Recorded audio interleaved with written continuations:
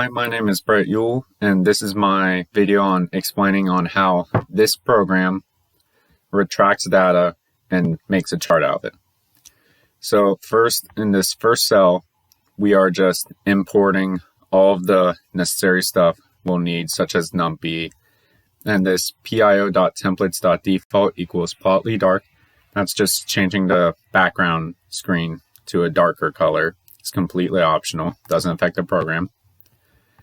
And in this second cell, we have this O URL. That's your original URL.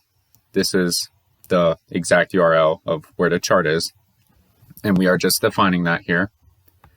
This URL is the one we are going to be using in order to retrieve the information. And we are just defining that as simply URL.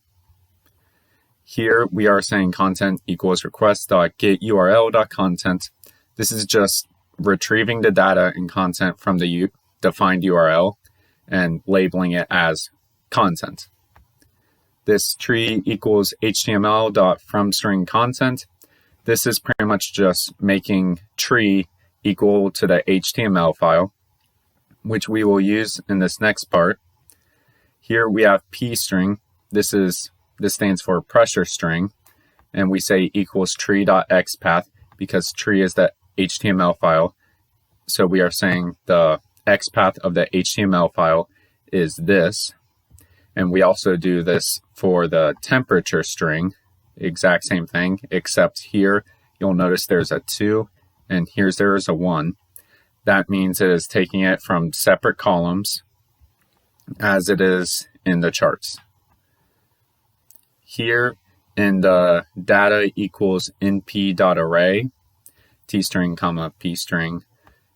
This is pretty much we are storing the data as an array, and this as type np.float64. The float64 just refers to the file size. In the fifth cell, we have t equals data 0 to colon, as it looks like, but this is just setting the variable t equal to the array of data going from 0 to whenever it ends.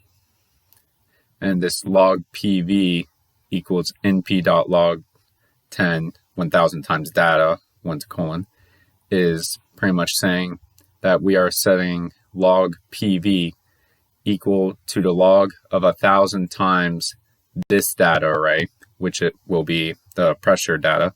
The reason we times it by 1000 is because the data is originally in kilopascals. We need in just pascals, so we multiply it by 1000 to convert that.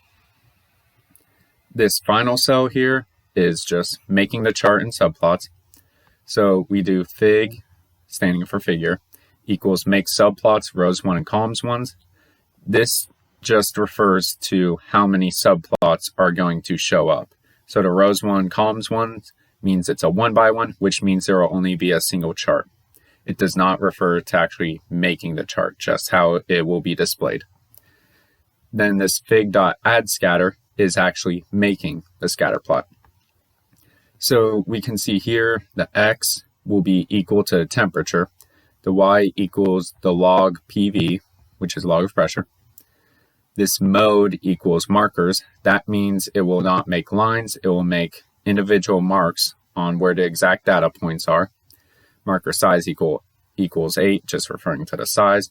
Marker color, this means the inside marker will be clear, but this marker line color, this will make it blue, a darker blue.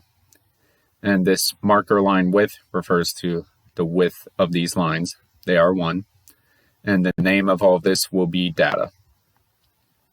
Then this fig.update layout, width equals 800, height equals 500, just refers to the size of this figure. So the width of it will be 800 and the height will be 500.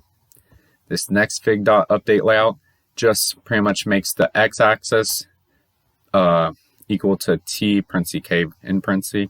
This just refers to temperature in Kelvin, and the y-axis will be log 10 of p in pascals. And this fig.show will display the figure. And now we just hit Shift Enter. And here is the figure. You can see the y-axis is log 10p It's labeled Pascal's x-axis T, labeled in Kelvin, and all of the data points retrieved from the URL.